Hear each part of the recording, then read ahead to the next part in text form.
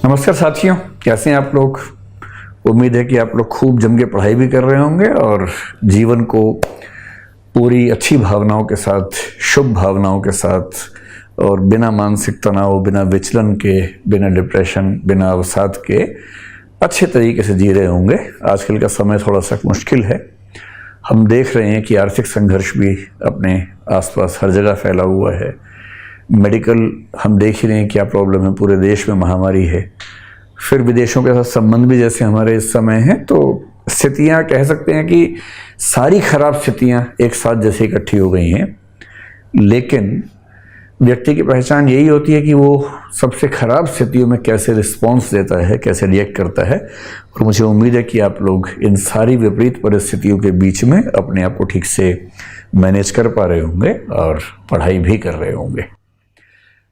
पिछले 2 सप्ताह से मैंने 2 वीडियो आपके सामने रखे थे एथिक्स विषय को लेकर, जिसमें से पहला वीडियो था कि एथिक्स और मोरालिटी जो 2 समानार्थक से शब्द लगते हैं, अगर इनमें कोई अंतर है तो क्या अंतर है। फिर सेकंड वीडियो जो बनाया था वो था कि एम्पैथी और सिंपैथी, आजकल ये दोनों शब्द खूब चलते हैं, तो यदि इनमें कोई अंतर है तो वो क्या अंतर है। और आपके रिस्पॉन्स से, कमेंट से ऐसा लगा कि आप चीज़ों को ठीक से समझ पा रहे हैं।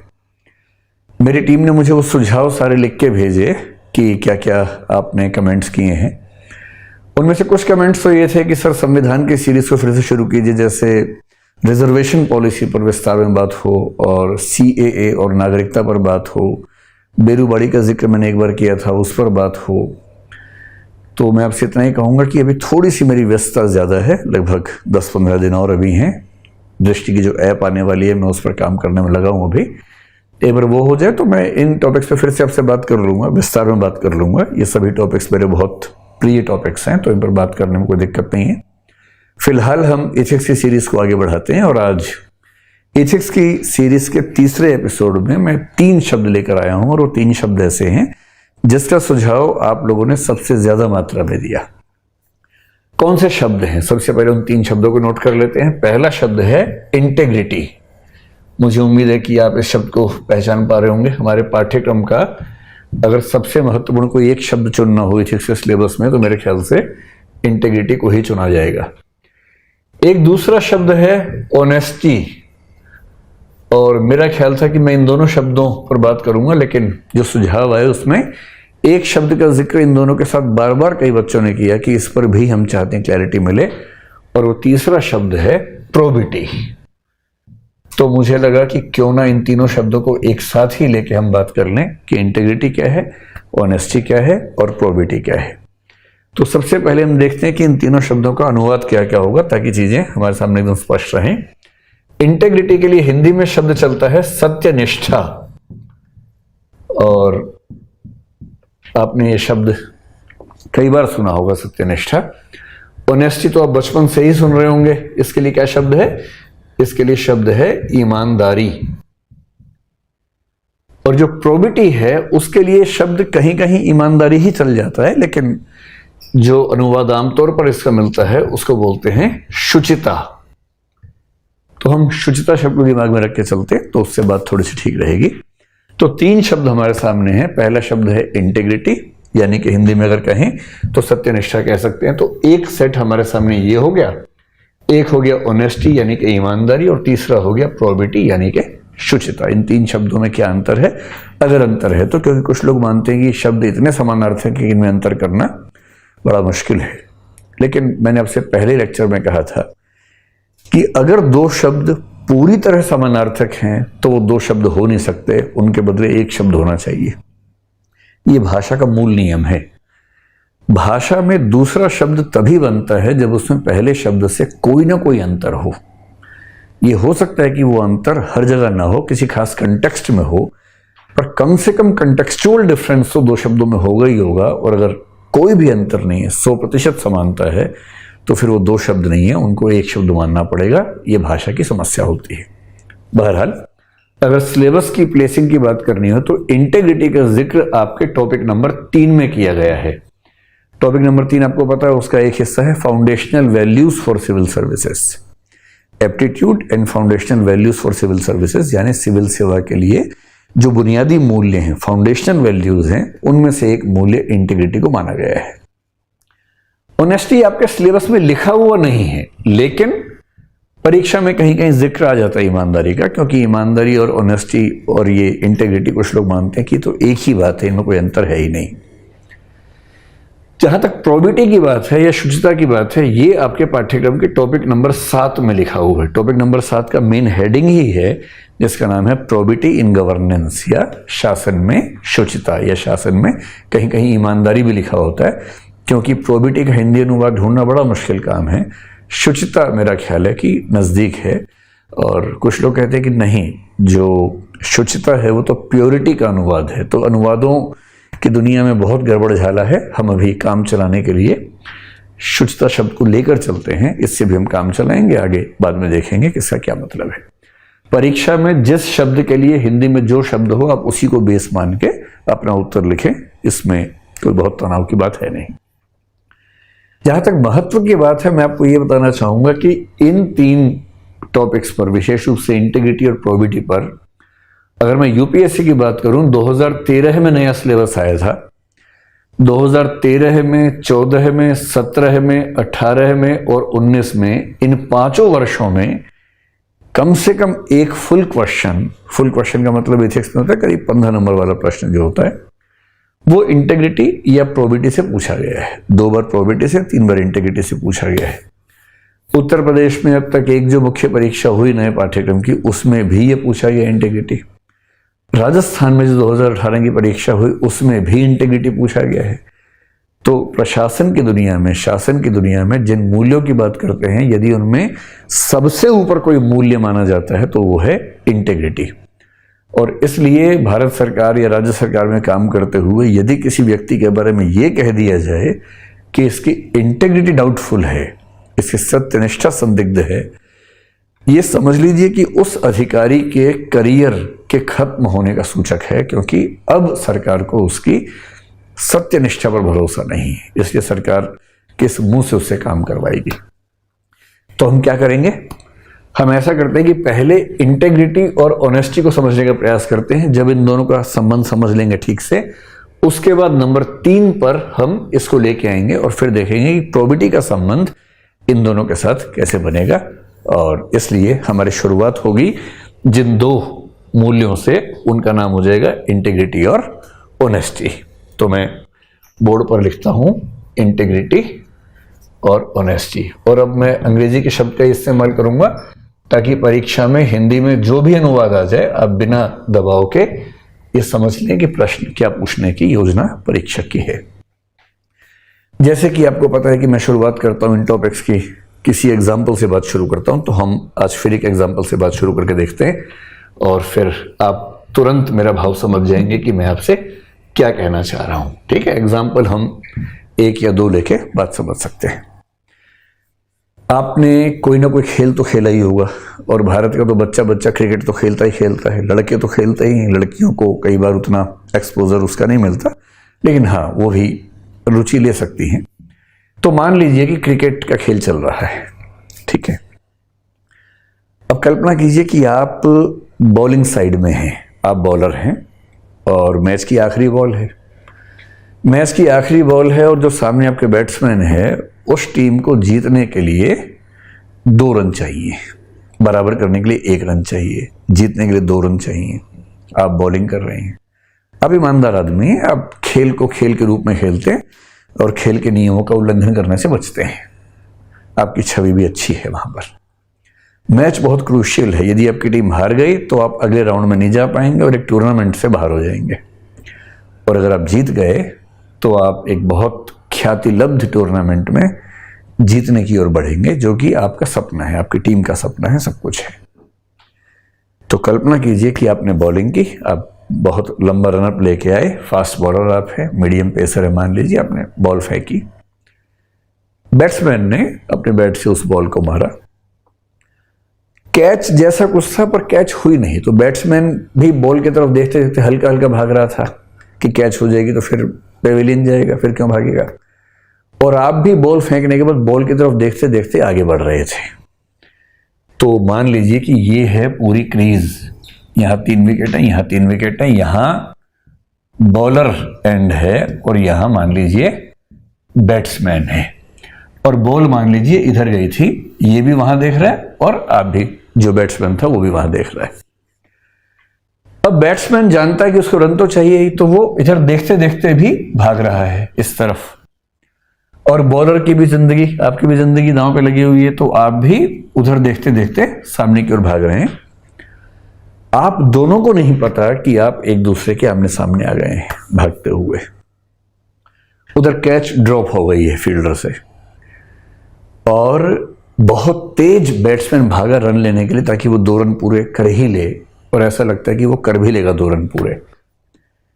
लेकिन इतने में क्या हुआ कि आप दोनों के बीच में यहां पर जबरदस्त टक्कर हो गई इस पॉइंट पर, और जैसी टक्कर हुई बैट्समैन जोर से गिर गया। ठीक, अब आपने जानबूझ के नहीं गिराया, बैट्समैन ने भी जानबूझ के ऐसा नहीं किया है, इस संयोग से हुआ ऐसा। और बैट्समैन जोर से नीचे गिरा और बैट्समैन के पैर में चोट लगी, मौत जैसी आ गई है, और वो किसी तरह से उठा, लंगड़ाते हुए आगे चला, यहां तक आ गया है और दूसरा रन लेने के लिए भाग रहा है।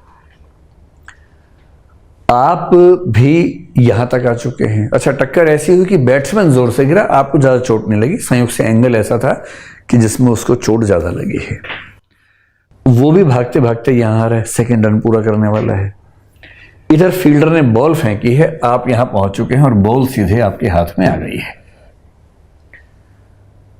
अब सिचुएशन ये है कि यदि आप बॉल को तुरंत कैच करके विकेट पे मार देंगे तो बैट्समैन आउट हो जाएगा, जो लंगड़ा के आ रहा है भागता हुआ किसी तरह से, लगभग एक पैर पे जंप करते हुए आ रहा है, क्योंकि उसका दूसरा पैर बहुत बुरी तरह से चोटिल हो गया है। और आपने जानबूझ के कुछ नहीं किया था, और क्रिकेट के रूल्स ये कहते हैं कि अगर संयोग से ऐसा हुआ तो किसी बॉलर को जिम्मेदार नहीं माना जाएगा। अब आपको तय करना है, एक बैट्समैन जो गिर गया था नीचे आपसे टकराकर, अदरवाइज उसको 2 रन लेने से कोई रोक नहीं सकता था, और 2 रन लेने का मतलब उसको जीतने से कोई रोक नहीं सकता था, वो उस सिचुएशन में था। और जैसे ही वो दूसरा रन पूरा करने वाला है, आप जिससे टकराकर वो गिर गया था, आप अपनी बॉल को विकेट पे मार के उसको आउट कर सकते हैं, और उसके आउट होते ही आपकी टीम जीत जाएगी, आप जीत जाएंगे और आपको टूर्नामेंट में आगे बढ़ने का मौका मिलेगा। ये एग्जाम्पल बहुत अच्छा शायद नहीं है, मैं ये नहीं कह रहा कि ये एग्जाम्पल एकदम एग्जैक्ट है समझने के लिए, मैं और भी एग्जाम्पल्स आपको देकर समझा दूंगा, लेकिन फिलहाल हम इस एग्जाम्पल से काम चलाते हैं। अब आपके सामने 2 सिचुएशंस हैं। एक सिचुएशन ये है कि आप उसको आउट कर दें, और एक सिचुएशन है कि आप उसको आउट न करें और आप इस सिचुएशन में बॉल को विकेट पर मारने का फैसला छोड़ दें और उसे रन पूरा करने दें। मैं जानता हूं कि यह बहुत विवादास्पद फैसला है, मैं जानता हूं कि यह बहुत विवादास्पद सिचुएशन है। अगर बात 2 देशों की आ जाएगी, भारत पाकिस्तान की, वर्ल्ड कप की आ जाएगी, तो शायद दोनों देशों का लगभग हर व्यक्ति चाहेगा कि इस समय केवल वो करो जो देश के फायदे में है, बाकी चीजें भाड़ में जाए। इसलिए मैं आपको इंटरनेशनल मैच का एग्जाम्पल दे ही नहीं रहा, ताकि सिचुएशन आपके लिए बहुत मुश्किल ना हो, थोड़ी सी आसान रहे। मोहल्ले का मैच है, छोटा लेवल का मैच है, लेकिन हाँ महत्वपूर्ण मैच है। यदि इस व्यक्ति ने बैट्समैन को आउट कर दिया, यदि बॉलर ने बैट्समैन को आउट कर दिया, तो हम ये नहीं कह सकते कि वो बेईमान आदमी है, क्योंकि उसने जानबूझ के नहीं गिराया था। अगर जानबूझ के गिराता फिर तो बेईमान आदमी होता। जानबूझ के नहीं गिराया, बाय मिस्टेक ही हुआ जो हुआ, और रूल्स के तहत वो एकदम है, उसने एक भी रूल का उल्लंघन नहीं किया है। तो यदि वो आउट कर देता है तो हम ये कह सकते हैं कि हाँ वो ईमानदार आदमी है, उसने जानबूझकर कुछ ऐसा गलत नहीं किया जो खेल की भावना के खिलाफ हो, जो खेल के नियमों का उल्लंघन हो। और मेरे ख्याल से 100 में से 99 प्लेयर्स यही करेंगे भी, क्योंकि मैच जीतना बहुत बड़ी बात है, और मैच जीतने के लिए आदमी क्या नहीं करता है। जिंदगी ही तो एक मैच है, जिंदगी भी तो एक रेस ही है। हम सब रेस में दौड़ते हैं जीतने के लिए, एक दूसरे से आगे निकलने के लिए, और आगे निकलने की कसक में कब कब हम अपने नियमों को अपने हित में यूज कर लेते हैं, हम सब तो जानते ही हैं, ये कहाँ छिपा हुआ है। इस 100 में एक आध व्यक्ति ऐसा हो सकता है, मेरे ख्याल से आप इस बात से शायद सहमत होंगे, जो इस मामले में फैसला करेगा कि मैं आउट नहीं करूंगा। उसके साथी खिलाड़ी उसको गुस्से से देखेंगे। हो सकता है कि स्टेडियम में बैठे हजारों लोग या सैकड़ों लोग, जो भी छोटे स्टेडियम में हो सकता है, वो भी नाराजगी से देखें। इसका उल्टा भी हो सकता है कि स्टेडियम में बैठे लोग जोर जोर से तालियां बजाएं, क्योंकि वो अगर दूसरी टीम के समर्थक हैं तो तालियां बजाएंगे, और अगर आपकी टीम के समर्थक थे तो नाराज भी हो सकते हैं। लेकिन इस व्यक्ति के मन में केवल एक बात है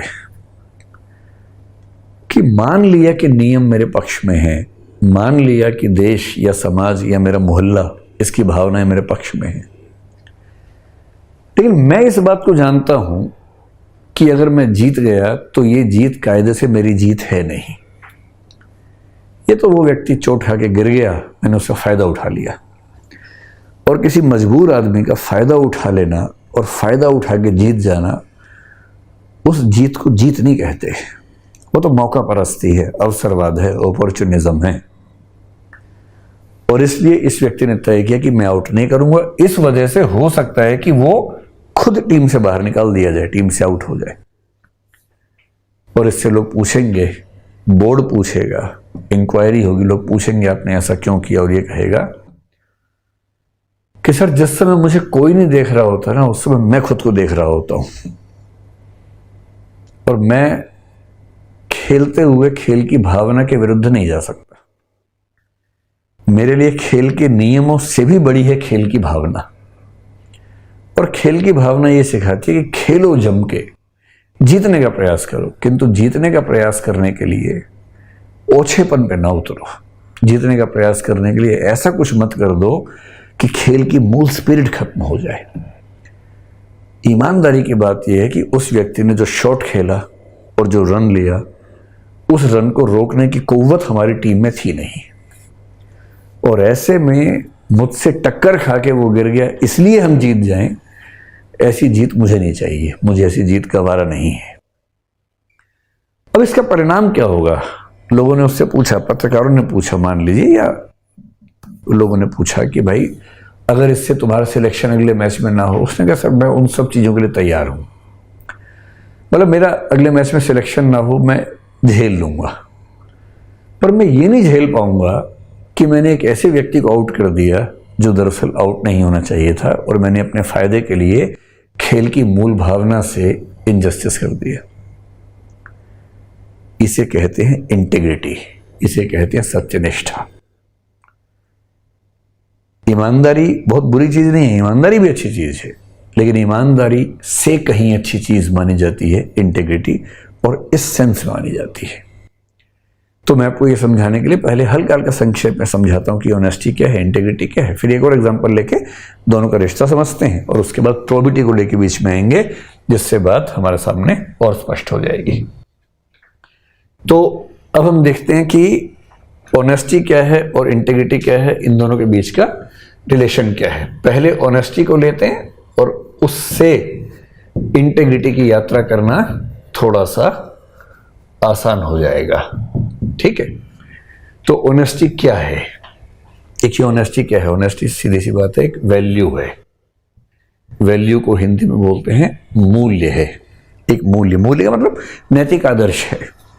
हम जिन नैतिक आदर्शों का अनुसरण करते हैं अपने जीवन में, उनको बोलते हैं कि वो हमारे मूल्य हैं, ठीक है। मूल्य क्या होता है, सद्गुण क्या होता है, वर्च्यू जिसको बोलते हैं ना, वैल्यू वर्च्यू, इनका संबंध भी आगे चलिए कभी समझेंगे जब वैल्यूज की बात करेंगे। फिलहाल आप ये मान के चलिए कि वैल्यू या मूल्य का मतलब है इथिक्स की दुनिया में कि ऐसे नैतिक आदर्श जिनका हम सम्मान करते हैं, जिनको हम अपने आचरण में डेवलप करना चाहते हैं, विकसित करना चाहते हैं, वो हमारे मूल्य हैं। तो ऑनेस्टी एक मूल्य है, एक वैल्यू है। ये वैल्यू क्या सिखाती है? ये वैल्यू सिखाती है कि आप कभी भी नियमों का उल्लंघन ना करें, आदर्शों का उल्लंघन ना करें, नियमों का, मर्यादाओं का उल्लंघन ना करना, या नियमों और मर्यादाओं में रहना ऑनेस्टी है।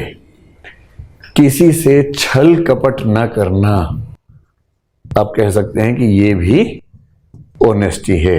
आपने अगर छल नहीं किया, किसी के साथ कपट नहीं किया, तो आप कह सकते हैं कि ये ऑनेस्टी के या ईमानदारी के कुछ खास मतलब माने जा सकते हैं। ठीक।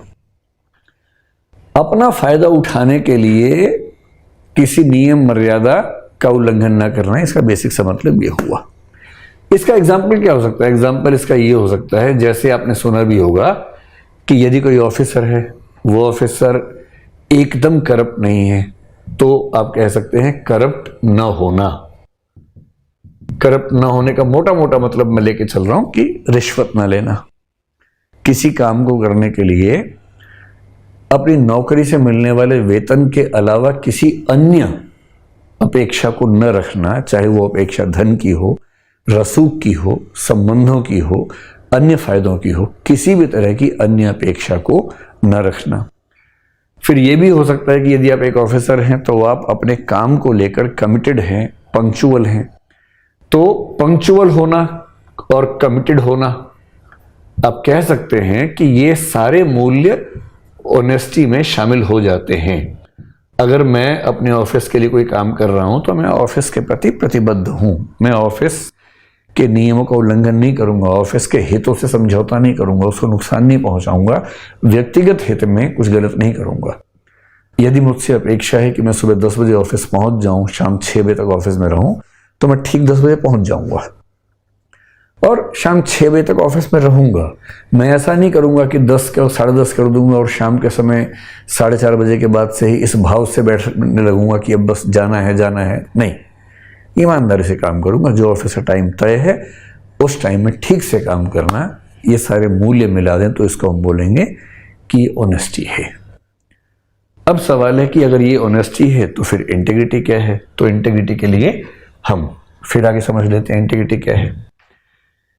इंटीग्रिटी दरअसल ऑनेस्टी ही है। अंतर सिर्फ ये है कि जब हम ऑनेस्टी को थोड़ा सा और गहरे स्तर पर ले जाते हैं तो हम कहते हैं कि अभी मामला इंटीग्रिटी का हो गया है। कैसे हो गया है? इंटीग्रिटी भी एक वैल्यू है। इंटीग्रिटी को हिंदी में क्या बोलते हैं? ध्यान है ना आपको? सत्यनिष्ठा। हाँ, ये भी एक वैल्यू है। किस चीज की वैल्यू है? ये एक ऐसी सिचुएशन में पहुंचने की कोशिश है जहां दो चीजों के बीच में फुल इंटीग्रेशन हो, कंप्लीट इंटीग्रेशन हो। इंटीग्रेशन का मतलब होता है दो चीजों का या दो से अधिक चीजों का आपस में पूरी तरह से कनेक्टेड होना। जहां बिखराव का स्कोप ना हो उसको बोलते हैं पूरी तरह से कनेक्टेड होना। इंटीग्रेशन हो, किस किस के बीच में हो? पहली बात तो ये फुल इंटीग्रेशन होना चाहिए। ठीक है, अगर दो चीजों के बीच में फुल इंटीग्रेशन है, किस किस के बीच में? एक है वैल्यूज, मैं जिन मूल्यों को मानता हूं, मैं जिन मूल्यों को, नैतिक आदर्शों को अपने लिए अच्छा मानता हूं, एक तो उनमें, और उनके साथ मेरा जो आचरण है, आचरण के लिए इथिक्स की दुनिया में शब्द चलता है कंडक्ट। यदि मेरे मूल्यों और मेरे आचरणों में या मेरे आचरण में 100% या लगभग 100% इंटीग्रेशन है, एकीकरण है, तो मैं कहूंगा कि मैं जिस स्थिति में हूं उस स्थिति का नाम है इंटीग्रिटी या सत्यनिष्ठा। इसका मतलब क्या हुआ कि मैं जिन मूल्यों को मानता हूं तो मूल्य हैं, और आचरण का मतलब है मैं जो व्यवहार करता हूं।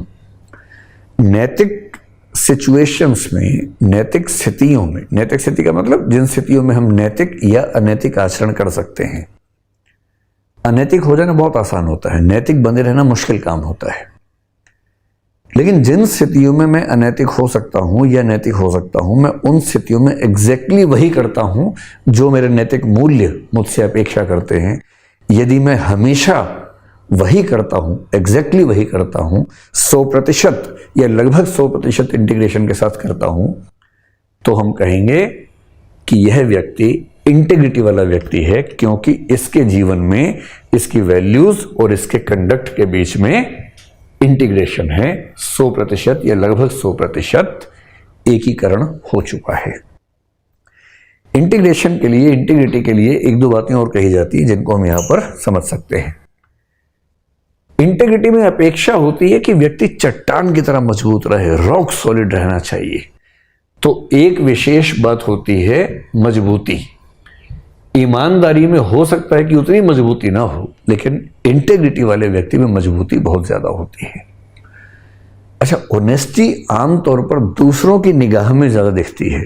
इंटेग्रिटी का संबंध अपनी निगाह से ज्यादा होता है। अपनी नजर से इसका एक विशेष संबंध होता है। और इसका मतलब क्या है? मैं ऑनेस्ट हूं तो इसमें निहित है कि मैं तो हूं ही, लेकिन दूसरों की निगाह में ऑनेस्ट होने का बड़ा महत्व है।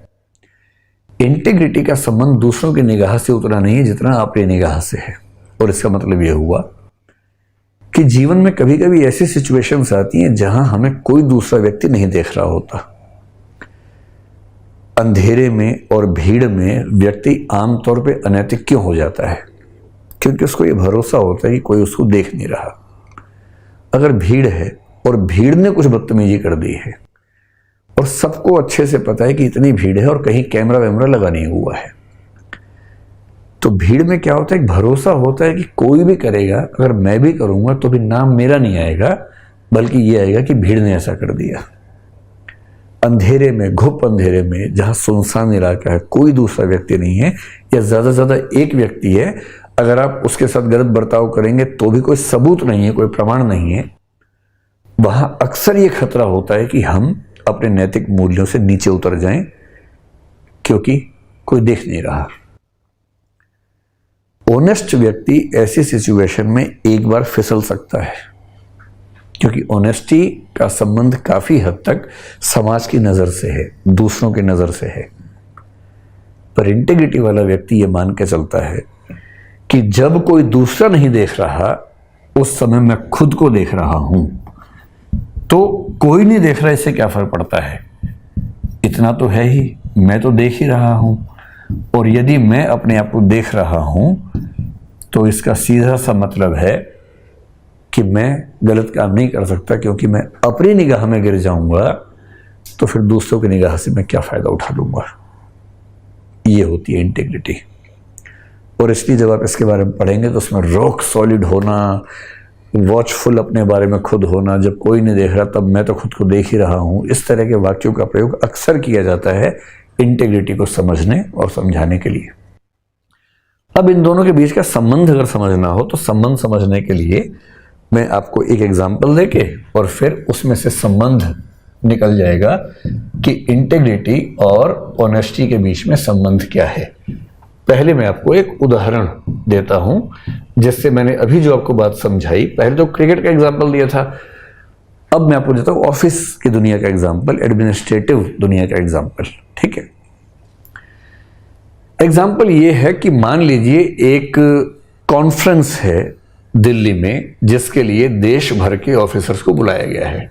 ठीक है, ये कॉन्फ्रेंस है और मान लेते हैं कि कॉन्फ्रेंस हो रही है दिल्ली में एक्स नाम के स्थान पर, एक होटल है या सरकारी ऑफिस है, और सभी लोगों के रहने की व्यवस्था की गई है वाई नाम के स्थान पर, जो कि गेस्ट हाउस है या होटल है, कुछ भी मान लेते हैं कि है।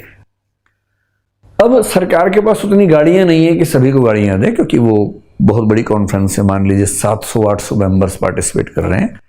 तो सरकार ने एक सिंपल सा नियम बनाया कि वाई स्थान से एक्स स्थान पर आने के लिए अधिकारियों को, ये सब अधिकारी लोग हैं, सीनियर अधिकारी हैं, सरकार ने देखा कि इतनी जगह पर आने के लिए यदि कोई व्यक्ति टैक्सी से आता है, ये सब सीनियर ऑफिशियल्स हैं जो एक अच्छी एयर कंडीशन टैक्सी के लिए एलिजिबल हैं, तो सरकार ने फिक्स कर दिया कि यहां से यहां तक एक अच्छी टैक्सी से आने के लिए और वापस जाने के लिए अगर दिन भर के लिए कोई गाड़ी किराए पे लेता है तो उस गाड़ी में खर्चा होता है 2000 रुपए के आसपास, 1800-1900 हुआ होता है।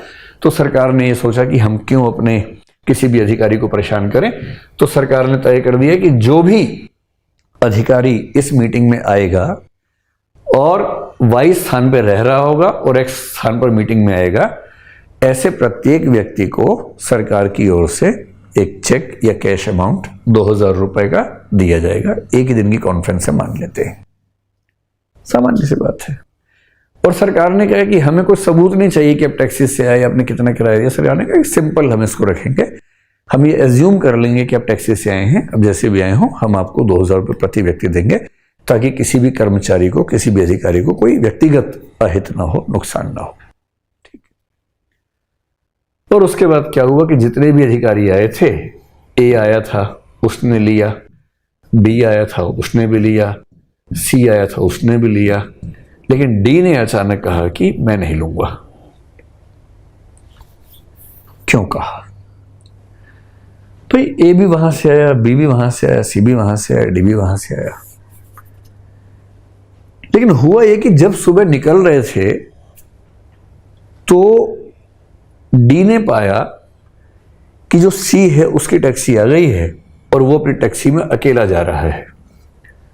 सी और डी अच्छे दोस्त भी हैं, तो डी ने उससे वैसे ही पूछा कि भैया अकेले जा रहे हो? तो उसने कहा आने तो आ जाओ, साथ चलते हैं। उसने कहा ठीक है मैं साथ चलता हूं।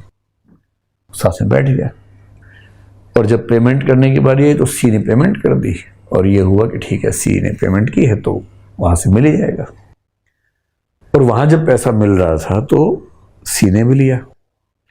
मजे की बात है कि ए और बी भी एक साथ आए थे, और इतना ही नहीं, कहीं कहीं तो ऐसा हुआ कि 3 लोग साथ में आए थे।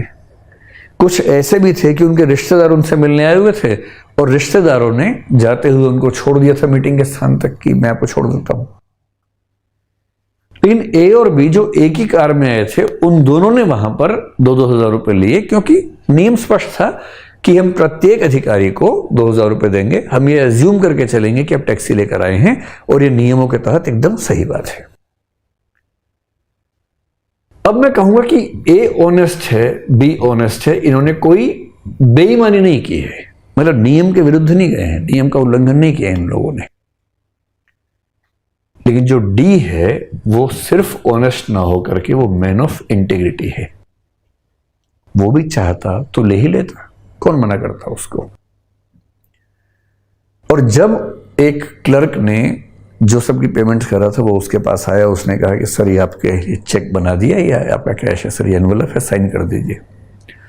और उसने कहा नहीं नहीं मुझे नहीं चाहिए, आप ले जाइए। उसने कहा अरे सर सबके लिए है सर, वो सैंक्शन हो चुका है सर, वो देना ही है, सबके लिए है। और उसने घूरती हुई नजर से देखा और इतना ही कहा कि देखो मैं टैक्सी से नहीं आया हूं, मेरा खर्चा नहीं हुआ, इसलिए मैं किसी भी सूरत में ये पैसे नहीं लूंगा। उस व्यक्ति ने कहा कि सर आप टैक्सी से आए हैं या नहीं इसका ना प्रमाण चाहिए, ना सरकार ये मान के चल रही कि सिर्फ टैक्सी से आए। सरकार ने इतना ही किया है कि क्योंकि सरकार कार नहीं दे पाई सबको, तो सरकार ने कहा कि हम सबको पे करेंगे। तो सर ये आपका एंटाइटलमेंट है, ये आपका अधिकार है। उसने फिर कहा कि देखो मैं नहीं लूंगा, मैं ऐसा पैसा ले ही नहीं सकता जिसके लिए मैं मॉरली या एथिकली इंटाइटल्ड नहीं हूं। एडमिनिस्ट्रेटिवली इंटाइटल्ड होना एक बात है, मॉरली इंटाइटल्ड होना दूसरी बात है। क्योंकि मैंने यहां आने के लिए खर्च किया ही नहीं। जहां तक वापसी की बात है तो मैं जैसे आया था वैसे वापस भी जाऊंगा, किसी के साथ, अपने दोस्त के साथ ही जाऊंगा। तो मैं क्यों पैसे लूं? उसने पैसे लिए, ठीक किए है क्योंकि उसने खर्च किया है, एकदम ईमानदारी की बात है। ये जो अंतर है, नियमों में रहते हुए अपना व्यक्तिगत लाभ अगर मिल रहा हो तो ठीक है उठा लेते हैं, इसको बेईमानी नहीं कहेंगे, ये ऑनेस्टी की परिधि में शामिल हो जाता है। लेकिन नियमों की मूल भावना को समझते हुए नियमों से ऊंचे स्तर पर चले जाना, और जब नियम मुझे कोई फायदा पहुंचा रहे हो, अवैध फायदा, तब उन नियमों को भी खारिज कर देना क्योंकि मुझे अवैध फायदा नहीं चाहिए, इसको बोलते हैं इंटीग्रिटी। और इसलिए जब आपको इन दोनों के संबंध की बात करनी हो, और संबंध का मतलब क्या होता है, इनमें कुछ समानताओं की बात करनी होगी, कुछ अंतरों की बात करनी होगी, और फिर ये देखना होगा कि इनका कोएग्जिस्टेंस संभव होता है या नहीं होता है ना। तो यदि आपको इनके संबंध की बात करनी है तो संबंध में पहले क्या होता है? पहले होता है कि समानताएं इनमें क्या हैं, फिर होता है कि इनमें अगर कोई अंतर है तो इनमें अंतर क्या है, जो आपको समझ में आ गया होगा। फिर यह है कि इनके बीच का जो संबंध है, रिलेशनशिप है, इनका कोएग्जिस्टेंस आपस में संभव है या नहीं है, ये एक दूसरे के साथ रहते हैं या अलग अलग रहते हैं, इस मामले में क्या रिलेशनशिप बनेगा, 3 बातें स्पष्ट होनी चाहिए। जहां तक समानता की बात है, कोई विशेष बात बताने की नहीं है। समानता ये है कि इन दोनों में ही व्यक्ति से उम्मीद की जाती है कि व्यक्ति नैतिक आचरण करेगा, और जो व्यक्ति नैतिक आचरण करता है उस व्यक्ति को हम कहते हैं कि वो सत्यनिष्ठा और ईमानदारी के रास्ते पर चलने वाला व्यक्ति है। ये तो बेसिक सी बात है ही। अंतर जहां तक है, इनमें अंतर डिग्रीज का है, और डिग्रीज का मतलब ये हुआ कि जब ऑनेस्टी की डिग्री बढ़ती जाती है तो हम कहते हैं कि अब मामला इंटेग्रिटी का हो गया। और यदि मुझे इनका रिलेशनशिप समझाना हो तो इनमें बहुत अंतर नहीं है, अंतर केवल 2 चरणों का है। यूं समझ लीजिए कि एक सीढ़ी है, जैसे मान लीजिए, और इस सीढ़ी पर आपको चढ़कर ऊपर जाना है। अगर इस सीढ़ी के हर पाए को हम एक मूल्य मान लें तो मैं ये कहूंगा कि ये अगर ऑनेस्टी है तो ये जो स्तर है ये इंटेग्रिटी का स्तर है। ऑनेस्टी के लेवल तक पहुंचना बड़ा मुश्किल है, किंतु ऑनेस्टी के लेवल को पार करने के बाद जब आप अगले लेवल्स पे आते हैं तब इंटेग्रिटी का लेवल आता है। और यदि आपको ऑनेस्टी और इंटेग्रिटी के बीच की सीढ़ियां या पाए समझ में आ गए हों तो इनका रिलेशन समझना तो आपके लिए बड़ा आसान हो जाएगा। आप खुद बताइए इसको देखकर कि इंटेग्रिटी विदाउट ऑनेस्टी, एक तो ये स्थिति हो सकती है, और एक हो सकता है ऑनेस्टी विदाउट इंटेग्रिटी। आप खुद बताएं कि इनमें से क्या संभव है और क्या असंभव है, तो अभी दूध का दूध पानी का पानी हो जाएगा। बताइए, कोई व्यक्ति इंटेग्रिटी वाला हो, सत्यनिष्ठा वाला हो, किंतु ईमानदार ना हो, क्या यह संभव है? आप कहेंगे नहीं, यह संभव नहीं है, क्योंकि ऑनेस्टी से ऊपर स्तर पर आती है इंटेग्रिटी। बिना ऑनेस्ट हुए कोई व्यक्ति इंटेग्रिटी वाला नहीं हो सकता, लेकिन बिना इंटेग्रिटी वाला हुए व्यक्ति ऑनेस्ट हो सकता है। अगर कोई व्यक्ति इस लेवल पर अभी पहुंचा है, अभी इस लेवल पर नहीं पहुंचा है, तो हम क्या कहेंगे? ऑनेस्टी तो है, इंटेग्रिटी नहीं है। और इसका मतलब ऑनेस्टी इंटेग्रिटी के बिना एग्जिस्ट कर सकती है, किंतु इंटेग्रिटी ऑनेस्टी के बिना एग्जिस्ट नहीं कर सकती है। मुझे उम्मीद है कि आप इन दोनों शब्दों का संबंध एकदम ठीक से समझ पा रहे होंगे, और यदि आपको ये समझ में आ गया तो हम तीसरे शब्द को भी जल्दी से लेके इस बात को समाप्त करते हैं। और जो तीसरा शब्द है हमारा आज का, वो शब्द है प्रोबिटी। और प्रोबिटी के लिए हमने हिंदी में जो शब्द चुना था, आपको ध्यान ही है, वो शब्द क्या था? शुचिता। हालांकि मैं बार बार आपसे कहूंगा कि परीक्षा में अनुवाद क्या आएगा कहना मुश्किल है, तो वहां देख लीजिएगा क्या अनुवाद यूपीएससी ने या यूपीपीसीएस ने या फिर किसी और पीसीएस एग्जाम ने पूछा है, देख लीजिएगा। प्रोबिटी क्या है? देखिए, इस बात को लेकर बहुत दुविधा रहती है कि प्रोबिटी को हम कैसे डिफाइन करें, तो मैं आपको पहले ही स्पष्ट कर दूं कि प्रोबिटी का अर्थ देखने के 2 तरीके हैं, और उसमें से जो पहला तरीका है, जो उसका महत्वपूर्ण तरीका है, उसको बोलते हैं इंस्टीट्यूशनल रेफरेंस में प्रोबिटी क्या है, और दूसरा हम देखेंगे इंडिविजुअल रेफरेंस में प्रोबिटी का मतलब क्या है। तो पहला है इंस्टीट्यूशनल रेफरेंस। इंस्टीट्यूशन आपको पता है संस्था होती है, तो आप कह सकते हैं कि संस्थागत संदर्भ में इसका मतलब यह हुआ। तो इंस्टीट्यूशनल सेंस में या इंस्टीट्यूशनल रेफरेंस में आप इनमें से जो भी शब्द अच्छा समझते हो उसका प्रयोग करें। और मैं इसको हिंदी में लिखता हूं संस्थागत संदर्भ, इसका एक मतलब तो ये होता है, ठीक है। और दूसरा मतलब जो इसका होता है, दरअसल प्रोबिटी और इंटेग्रिटी इतने नजदीकी शब्द हैं कि ऐसा लगता है कि ये 2 शब्द क्यों बनाए गए हैं। इसको समझने का यही संदर्भ सबसे अच्छा है। जो दूसरा है उसको आप कह सकते हैं इंडिविजुअल रेफरेंस या इंडिविजुअल सेंस में, इंडिविजुअल रेफरेंस में, जो भी आपको लगे, इसको आप कह सकते हैं व्यक्तिगत संदर्भ। किसी व्यक्ति के संबंध में जब हम बात करते हैं तो हम इस सेंस में या इस संदर्भ में इसका प्रयोग कर सकते हैं। इसका क्या मतलब हुआ, इसे यूं समझे, जैसे मैं कहता हूं कि राम एक ऑनेस्ट व्यक्ति है। क्या मैं कह सकता हूं कि राम जिस कंपनी में काम करता है, जिस एनजीओ में काम करता है, वो एक ऑनेस्ट कंपनी है, ऑनेस्ट एनजीओ है, ईमानदार एनजीओ है? कह सकता हूं, कोई दिक्कत नहीं है। लेकिन ईमानदारी शब्द का ज्यादा अच्छा प्रयोग होता है किसी व्यक्ति के संदर्भ में। भारत सरकार ईमानदार है, इससे ज़्यादा अच्छा लगता है कि भारत सरकार का यह मंत्री बेहद ईमानदार है। गलत वो भी नहीं है। अब इंटीग्रिटी की बात कीजिए, सत्यनिष्ठा की बात कीजिए। अगर मैं कहूँ कि he is a man of integrity या she is a woman of integrity, वह व्यक्ति सत्यनिष्ठा से युक्त व्यक्ति है, ठीक है। अगर मैं कहूँ कि this is a company of integrity, यह कंपनी सत्यनिष्ठा से भरी हुई है, गलत नहीं है, पर यह उतना सटीक नहीं है। और इसलिए अगर मैं आपसे कहना चाहूं तो इंटीग्रिटी और ऑनेस्टी, इनका ज्यादा संबंध होता है किसी व्यक्ति विशेष के बारे में बात करने से, जबकि प्रोबिटी शब्द का प्रयोग सामान्यतः जब हम करते हैं तो उसमें ज्यादा प्राथमिक संदर्भ होता है कोई इंस्टीट्यूशन, इंस्टीट्यूशनल रेफरेंस में आता है। और इसलिए टॉपिक नंबर 7 में जहां इसका रेफरेंस है हमारे पाठ्यक्रम में, वहां लिखा है probity in governance. Probity in individuals की बात वहां पर नहीं की गई है।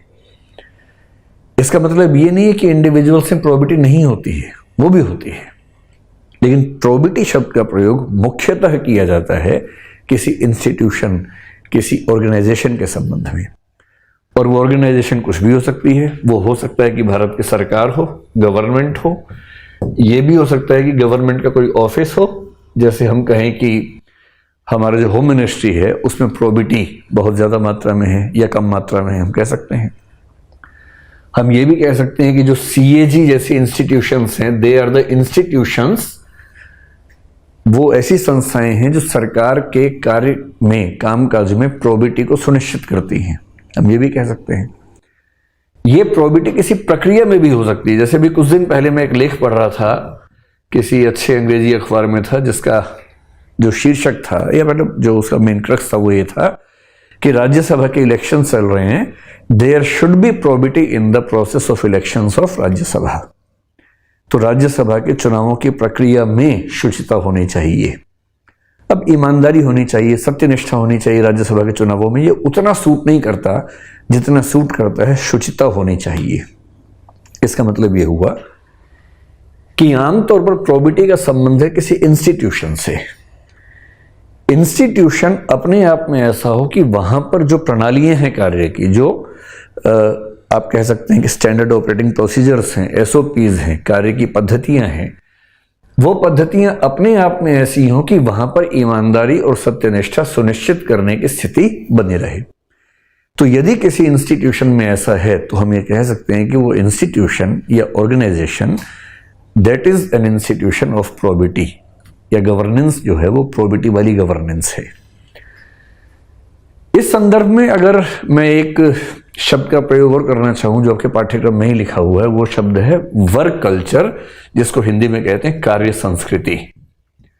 और जब हम किसी संस्था के बारे में बात करते हैं या किसी संगठन के बारे में बात करते हैं कि उस संगठन में प्रोबिटी है या नहीं, तो हमारा जो संदर्भ होता है वो दरअसल उसी कार्य संस्कृति से होता है। और कार्य संस्कृति यानी कि जो वर्क कल्चर है, इसका मतलब होता है कि किसी संगठन में काम करने के बारे में कैसी संस्कृति है, कैसा माहौल है, कैसा वातावरण है। कुछ संगठन इस तरह से काम करते हैं कि वहां ईमानदारी, सत्यनिष्ठा अपने आप सुनिश्चित होती रहती है। तो हम कहेंगे कि उस संगठन की कार्य संस्कृति ऐसी है जो प्रोबिटी को डिफाइन करती है, जो प्रोबिटी को निश्चित करती है, सुनिश्चित करती है। लेकिन किसी किसी संदर्भ में ऐसा भी हो सकता है कि कोई ऐसा संगठन हो जहां पर बेईमानी चरम पर हो, जहां ऊपर से नीचे तक सारे व्यक्ति और उन्होंने जो तरीके बना रखे हैं काम करने के, वो तरीके ऐसे हैं जिनसे प्रोबिटी न हो, यह सुनिश्चित हो जाता है। इसलिए टॉपिक नंबर 7 में जहां लिखा है प्रोबिटी इन गवर्नेंस, वहां वो तरीके बताए गए हैं कि कैसे हम प्रोबिटी को सुनिश्चित कर सकते हैं। उसके लिए कोड ऑफ कंडक्ट हो सकता है, कोड ऑफ एथिक्स हो सकता है, राइट टू इंफॉर्मेशन हो सकता है, सिटीजन चार्टर हो सकता है, और करप्शन को रोकने के बाकी उपाय क्या हो सकते हैं वो हो सकते हैं, कॉर्पोरेट गवर्नेंस हो सकता है। ये सारे तरीके मिलजुल कर, अकाउंटेबिलिटी का जिक्र है, ये सारे तरीके मिलजुल कर सुनिश्चित करते हैं कि संगठन में प्रोबिटी हो, संगठन में शुचिता हो। लेकिन इसका मतलब ये नहीं है कि प्रोबिटी शब्द का प्रयोग केवल इंस्टीट्यूशन के संदर्भ में होगा। ये इंस्टीट्यूशन की वैल्यू तो है ही, क्योंकि वैल्यूज केवल व्यक्ति की नहीं होती हैं, वैल्यूज इंस्टीट्यूशंस की भी होती हैं, संस्थाओं की भी होती हैं। और इसलिए आप पाएंगे कि प्राइवेट कंपनी की बात करें या सरकारी कंपनी की बात करें, जैसे टाटा एक कंपनी है, उसके नाम के साथ जो वैल्यू सिस्टम जुड़ा है, ठीक वो वैल्यू सिस्टम नहीं जुड़ा होगा किसी और कंपनी के साथ, क्योंकि हर कंपनी में काम करने वाले जो प्रमुख लोग हैं उनके वैल्यू सिस्टम से कंपनी का वैल्यू सिस्टम भी डिफाइन होता है। इसलिए कोई एनजीओ हो, कोई स्कूल हो, कॉलेज हो, हॉस्पिटल हो, कोई प्राइवेट कंपनी हो, उन सब का एक वैल्यू सिस्टम होता है। और किसी कंपनी की वैल्यूज में प्रोबिटी अगर है तो हम कहेंगे probity in administration, probity in governance, probity in institution, probity in organisation काम करती है। लेकिन प्रोबिटी का एक दूसरा मतलब भी है, और दूसरे मतलब में वो बन जाता है व्यक्तिगत संदर्भ। और व्यक्तिगत संदर्भ का मतलब है जैसे ऑनेस्टी और इंटेग्रिटी व्यक्ति में दिखने वाले मूल्य हैं, वैसे प्रोबिटी भी व्यक्ति में दिखने वाला मूल्य हो सकता है।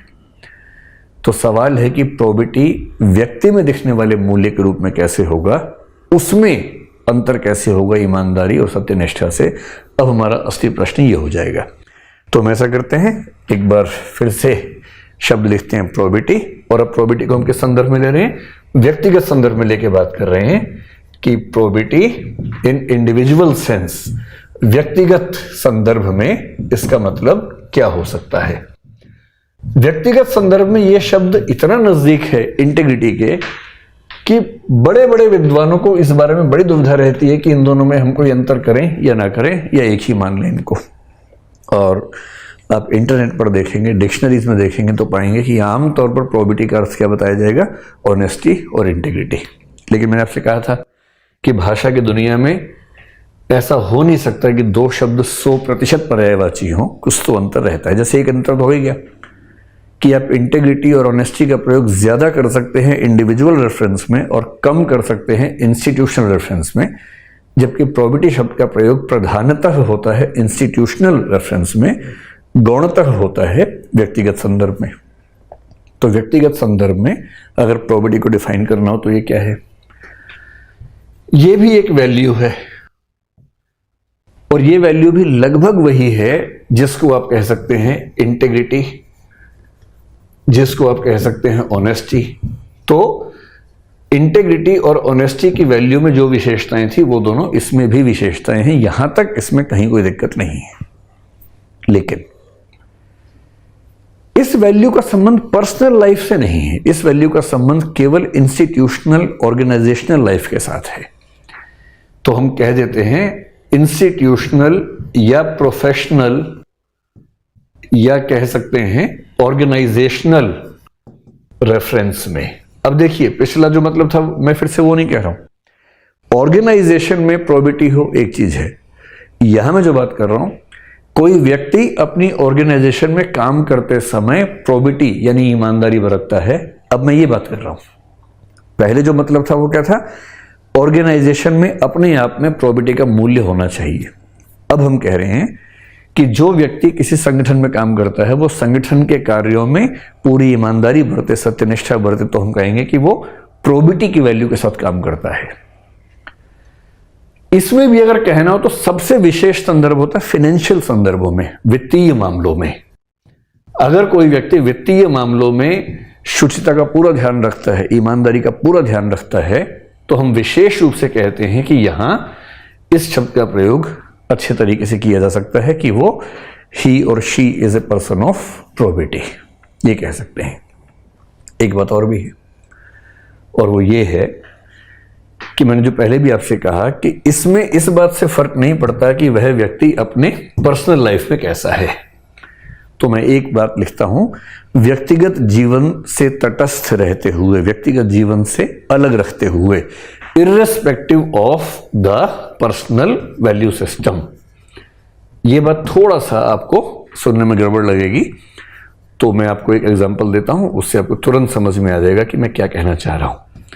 Irrespective of personal value system, ठीक, ऐसा। इसका मतलब क्या हुआ, एक सिंपल सा एग्जांपल लीजिए, बात समझ में आ जाएगी। देखिए, एक व्यक्ति ऐसा हो सकता है जो ऑफिस में भी बेईमान हो, घर पे भी बेईमान हो, दोस्तों के साथ भी बेईमान हो, पड़ोसियों के साथ भी बेईमान हो। आप कहेंगे बेईमान तो है, पर इसके व्यवहार में कंसिस्टेंसी है। कंसिस्टेंसी का मतलब हर जगह एक जैसा है। तो बेईमानी में कंसिस्टेंसी हो सकती है, ऐसे ही ईमानदारी में भी कंसिस्टेंसी हो सकती है। ऐसा व्यक्ति जो घर में बहुत ईमानदारी से व्यवहार करता हो सबके साथ, आस पड़ोस में किसी एनजीओ से जुड़ा हुआ है पार्ट टाइम सामाजिक भाव से, वहाँ भी ट्रांसपेरेंसी से काम करता है, ईमानदारी से काम करता है, ऑफिस में भी बेहद ईमानदार है और उसको बेईमान बनाना संभव ही नहीं है, ऐसी राय उसके बारे में सबकी है। हम कहेंगे कि वो इंटेग्रिटी वाला व्यक्ति है, पर्सनल लाइफ में भी, इंटेलेक्चुअल लाइफ में भी और प्रोफेशनल लाइफ में भी उसमें इंटेग्रिटी है, कंसिस्टेंसी है, हर जगह इंटेग्रिटी है। और पहले वाले में हर जगह बेईमानी थी, कंसिस्टेंसी उसमें भी थी पर बेईमानी के साथ थी। कुछ ऐसे लोग आपने शायद देखे होंगे, मैंने तो देखे हैं, सुना भी है, पढ़ा भी है, आपने भी शायद सुना ही होगा, जो अपनी प्रोफेशनल लाइफ में बेहद ईमानदार होते हैं और पर्सनल लाइफ में ईमानदार नहीं होते हैं। इसका रिवर्स भी हो सकता है, जो पर्सनल लाइफ में बेहद ईमानदार हो और प्रोफेशनल लाइफ में बेईमान हो, ईमानदार ना हो। जैसे कोई ऐसा व्यक्ति हो सकता है कि पर्सनल रिलेशंस में दोस्तों के साथ एकदम ईमानदार व्यक्ति है, जरा भी छल कपट नहीं करता है, लेकिन जब वो अपने प्रोफेशन में जाता है तो प्रोफेशन में सफल होने के लिए छल कपट का सहारा लेता है। ऐसे लोग हो सकते हैं। इसका रिवर्स कर लीजिए, ऐसा व्यक्ति जो अपनी ऑर्गेनाइजेशनल, इंस्टीट्यूशनल या प्रोफेशनल लाइफ में एकदम ईमानदार हो, इतना ठोस हो कि आप उसको बेईमान बना ही नहीं सकते, लेकिन वो ठीक वैसा अपने घर में नहीं है, वो ठीक वैसा अपने आस पड़ोस में नहीं है, अपने संबंधियों के साथ नहीं है। एक सिंपल एग्जांपल लेते हैं। एक ऐसा व्यक्ति है, सरकारी विभाग में काम करता है और उसका काम है सरकारी संपत्तियों की सुरक्षा करना, और सरकारी संपत्तियों की सुरक्षा करते हुए उसके पास बहुत सारे प्रस्ताव आते हैं प्राइवेट बिल्डर्स के। वो बार बार कहते हैं कि आप हमसे पैसा दे दो, थोड़ा सा इग्नोर कर दो, इस फाइल को पास कर दो, हम आपको इतना हिस्सा देंगे। और वो व्यक्ति इतना ईमानदार है, कहता है कि पैसा तो भूल जाओ, एक एक इंच ज़मीन सरकार की मैं छुड़वा के मानूंगा, सरकार की ज़मीन सरकार के पास ही रहेगी। बड़े बड़े बिल्डर, बड़े बड़े नेता उसको समझा समझा के, उसको प्रलोभन दे दे के, धमका धमका के थक गए, पर उस व्यक्ति ने एक इंच ज़मीन का भी हेरफेर न किया, न होने दिया। ऐसा व्यक्ति है। और जब किसने धमकी दी, उसने कहा कि मुझे मरने में कोई डर ही नहीं लगता, तुम मुझे मारना चाहते हो मार दो, लेकिन जब तक मैं जीवित हूं और मैं इस पद पर हूं, इस पद पर मेरे रहते हुए आप सरकार की एक इंच भी जमीन के साथ गड़बड़ नहीं कर पाएंगे। ऐसा व्यक्ति है। लेकिन सरप्राइजिंगली वो व्यक्ति अपने परिवार में वैसा नहीं है। और परिवार में ऐसा नहीं है, इसका एक सामान्य उदाहरण क्या हो सकता है कि जब उसके घर में संपत्ति के बंटवारे का प्रश्न आया, मान लीजिए उसके माता पिता की मृत्यु हुई, दुर्घटना में हुई, और वो वसीयत लिख के नहीं गए। अब जब कोई वसीयत लिख के नहीं जाता है तो कानून है उसका, लेकिन उस पर डिस्प्यूट्स खूब होती हैं। और जब वो डिस्प्यूट्स हुए तो उसने बढ़ चढ़ के अपना हिस्सा ज्यादा से ज्यादा करवाने का वहां पर प्रस्ताव रखा, दबाव बनाया कि मुझे मेरा हिस्सा चाहिए, ज्यादा हिस्सा चाहिए। और लोग कह रहे हैं कि अजीब बात है यार, सरकार में इसके पास इतने चांसेस होते हैं कि ये तो एक फाइल दाएं से बाएं कर देगा, इतनी जमीन आ जाएगी, वहां तो ये लेता नहीं है।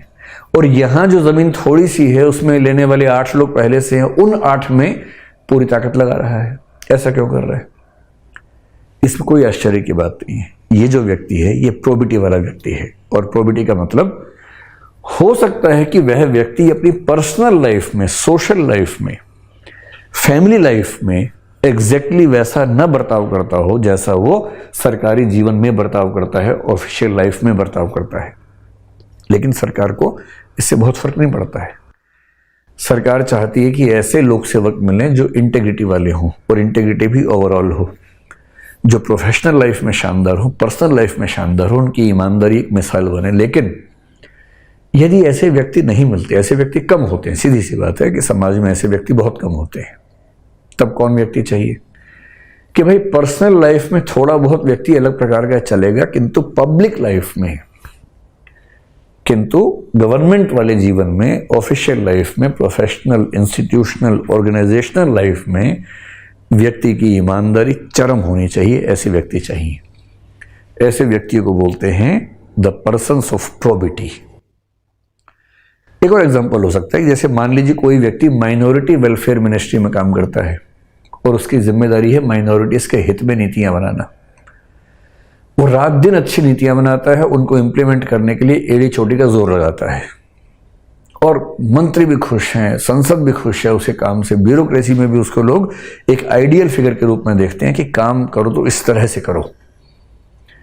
लेकिन हो सकता है कि वो व्यक्ति पर्सनल लाइफ में माइनॉरिटी संबंधी नीति से सहमत ना हो, और जब दोस्तों के साथ बैठा हो, परिवार में बैठा हो, लोग उससे कहें कि माइनॉरिटीज की पॉलिसीज जो सरकार बनाती है आप खुद बनाते हैं, क्या राय हो, कहे कि मैं बहुत खुश नहीं हूं उन नीतियों से, वो नीतियां गलत बुनियाद पे बनी हुई हैं, लेकिन वो मेरा काम है। और जब मैं ऑफिस में जाता हूं मैं भूल जाता हूं कि मेरा पर्सनल वैल्यू सिस्टम क्या है। मैं केवल और केवल ये सोचता हूं कि सरकार ने, एक लोक कल्याणकारी राज्य ने, एक वेलफेयर स्टेट ने मुझे एक नौकरी दी है, मुझे एक काम दिया है कि मैं इस काम को ठीक से प्लान करूं, ठीक से इंप्लीमेंट करूं, और मैं अपनी पूरी ताकत से वो काम करता हूं। बावजूद इसके यदि नीति मुझे बनानी होती तो मैं इस नीति को कभी स्वीकार न करता, क्योंकि मैं पर्सनल वैल्यू सिस्टम में महसूस करता हूं कि ये ठीक नहीं है। ऐसे व्यक्ति जो अपनी पर्सनल वैल्यू सिस्टम से तटस्थ रहते हुए अपने सरकारी प्रोफेशनल जिम्मेदारियों को पूरी इंटीग्रिटी से, इसलिए कुछ लोग ये भी कहते हैं कि प्रोबिटी इस सेंस में प्रोफेशनल इंटीग्रिटी ही होती है। अपने प्रोफेशनल दायित्वों के प्रति इंटीग्रिटी रखना ही प्रोबिटी है। यदि किसी व्यक्ति में केवल प्रोफेशनल इंटीग्रिटी हो, पर्सनल ना हो, इंटेलेक्चुअल ना हो, तो हम कहेंगे कि वो प्रोबिटी वाला व्यक्ति है या प्रोफेशनल इंटीग्रिटी वाला व्यक्ति है, लेकिन उसमें ओवरऑल इंटीग्रिटी नजर नहीं आती है।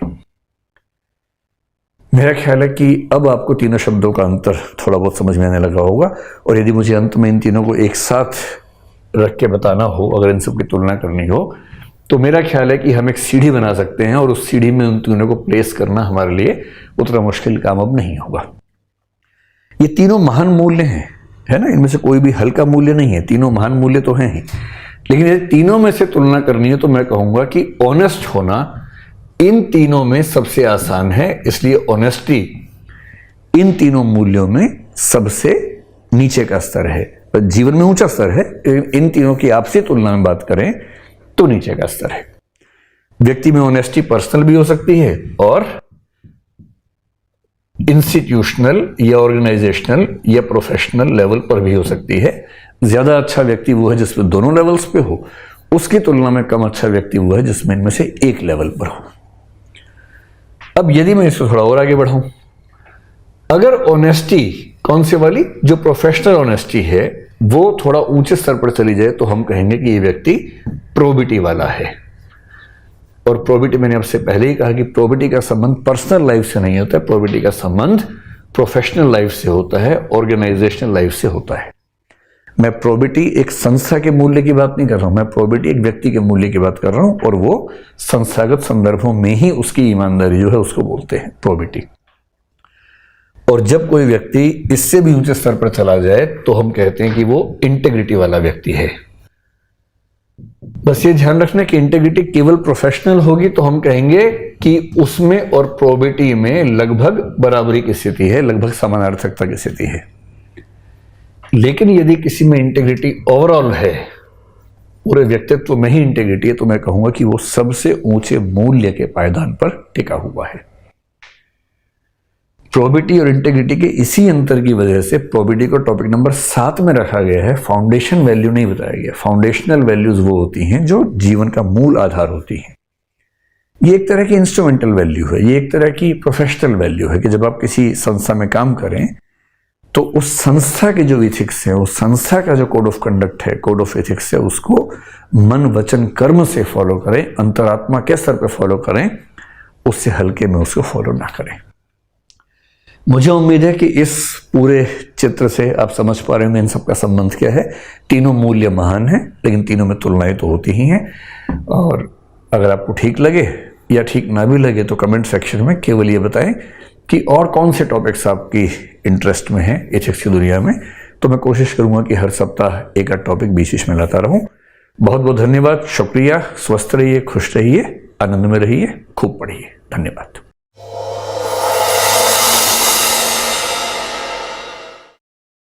तुम जो अभी ये सुन रहे हो, जरा ठहरो, आगे बढ़ने की जल्दी मत करो। यह कोई साधारण बात नहीं है, न कोई मनोरंजन, न कोई कहानी। ये तुम्हारे जीवन की उन घड़ियों के बारे में है जब सब कुछ टूटता हुआ लगता है और फिर भी कुछ अदृश्य तुम्हें टूटने नहीं देता। शायद तुम अभी किसी परेशानी से गुजर रहे हो, शायद सब ठीक है, फिर भी भीतर अजीब सी बेचैनी रहती है।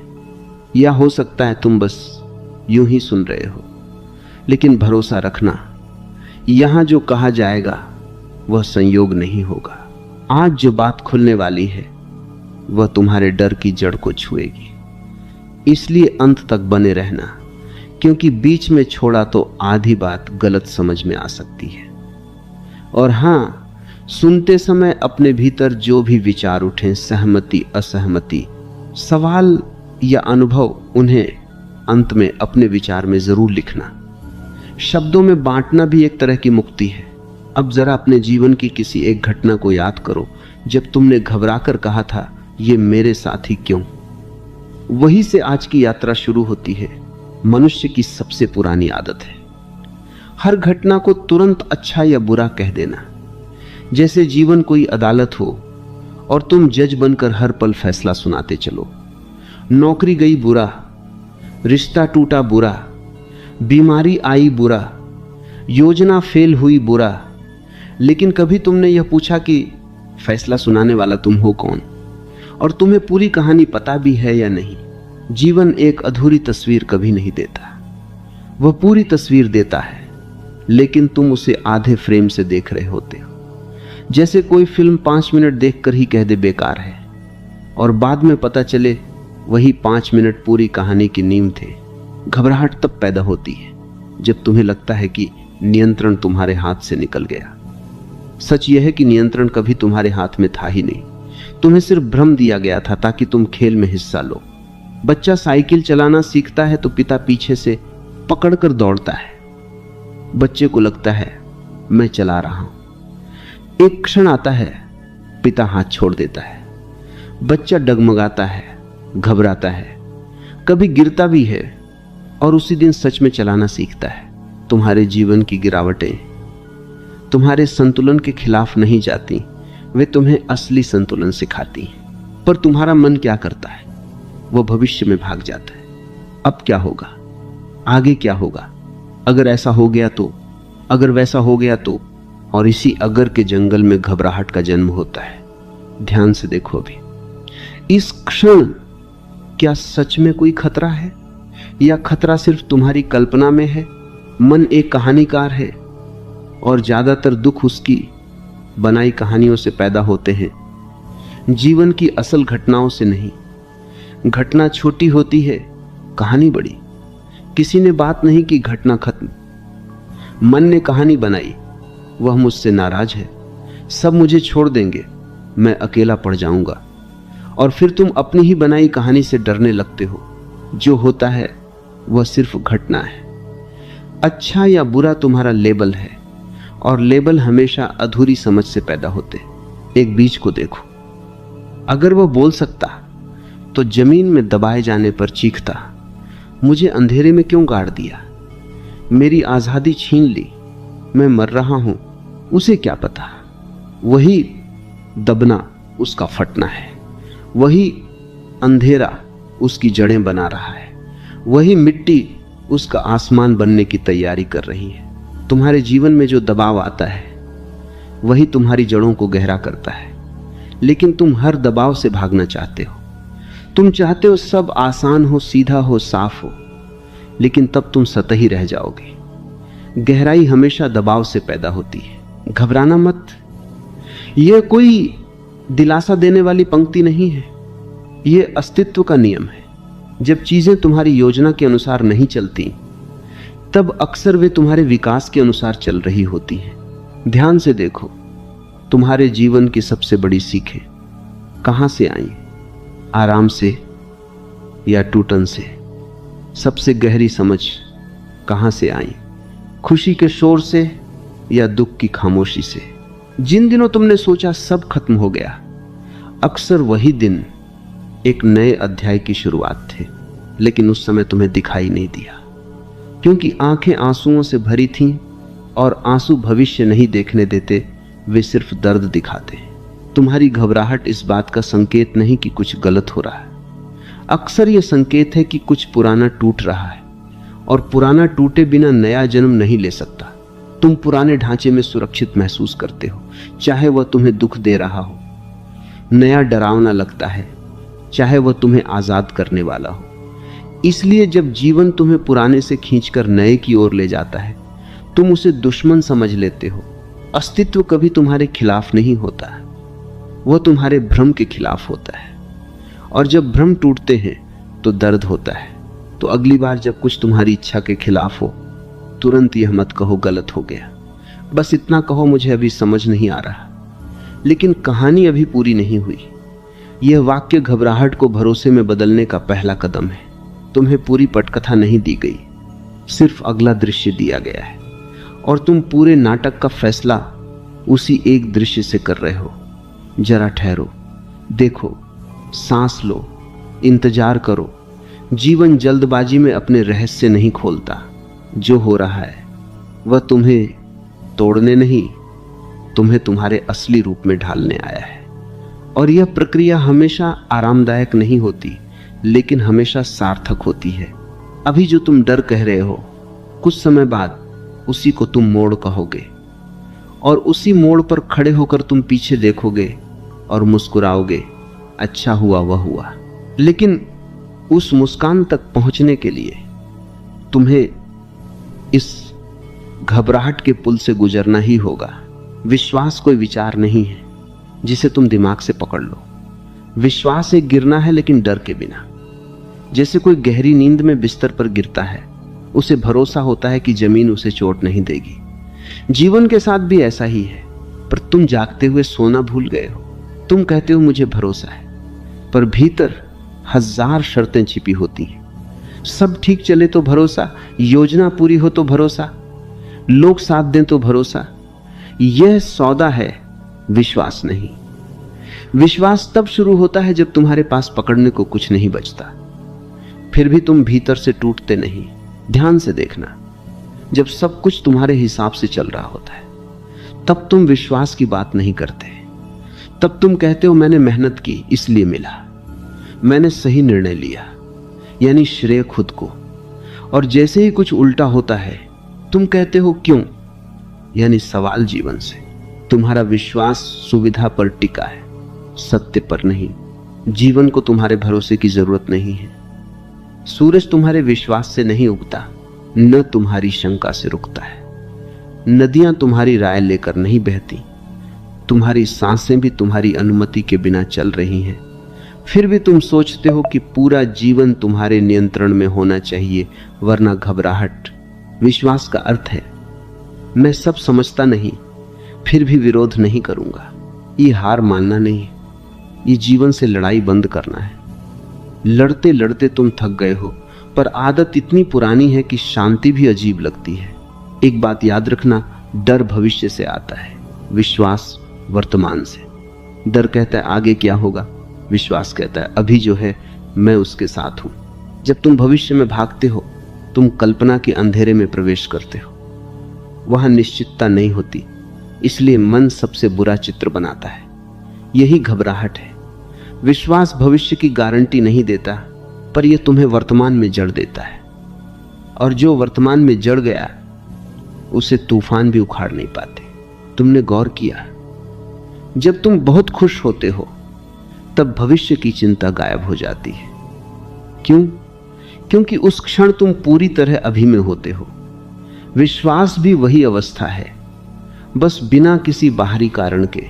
तुम सोचते हो विश्वास करने से कमजोरी आ जाएगी, उल्टा है। जो जीवन से लड़ता है वह हमेशा तनाव में रहता है। जो जीवन के साथ बहता है उसमें सहज शक्ति आ जाती है। नदी चट्टान से टकराती नहीं, उसे घिस देती है बिना लड़ाई के। विश्वास का मतलब यह नहीं कि दुख नहीं आएगा, इसका मतलब है दुख आएगा तो तुम टूटोगे नहीं, बहोगे। फर्क छोटा दिखता है, पर जीवन बदल देता है। तुम्हें सिखाया गया है मजबूत बनो, पर मजबूती अक्सर जड़ता बन जाती है। विश्वास लचीलापन है। पेड़ की सूखी टहनी तेज हवा में टूट जाती है, हरी टहनी झुक जाती है और बच जाती है। घबराहट कहती है ये नहीं होना चाहिए था, विश्वास कहता है ये हुआ है, अब देखते हैं इसमें क्या छिपा है। यह दृष्टि बदलते ही घटना का अर्थ बदल जाता है। पहले जो दुश्मन लग रही थी वही शिक्षक बन जाती है, पहले जो सजा लग रही थी वही दिशा बन जाती है। विश्वास अंधापन नहीं है, ये गहरी देखना है, इतना गहरा देखना कि घटना के पीछे की प्रक्रिया दिखाई देने लगे। जैसे सर्जन चाकू चलाता है, बाहर से हिंसा लगती है, भीतर उपचार चल रहा होता है। जीवन भी कई बार सर्जरी करता है, रिश्ते काट देता है, योजनाएं तोड़ देता है, अहंकार छील देता है। तुम चिल्लाते हो, दर्द हो रहा है, जीवन मुस्कुराता है, जहर निकल रहा है। तुम्हारी घबराहट कहती है सब बिखर रहा है। विश्वास फुसफुसाता है, पुराना ढांचा हट रहा है। तुम्हें यह भी समझना होगा, विश्वास का मतलब यह नहीं कि तुम निष्क्रिय हो जाओ। तुम कर्म करते रहो, पूरे होश से, पूरी ईमानदारी से। फर्क बस इतना कि परिणाम को पकड़कर मत बैठो। बीज बोना तुम्हारे हाथ में है, बारिश लाना नहीं। जब तुम परिणाम को कसकर पकड़ते हो तब हर देरी, हर मोड़, हर बदलाव घबराहट बन जाता है।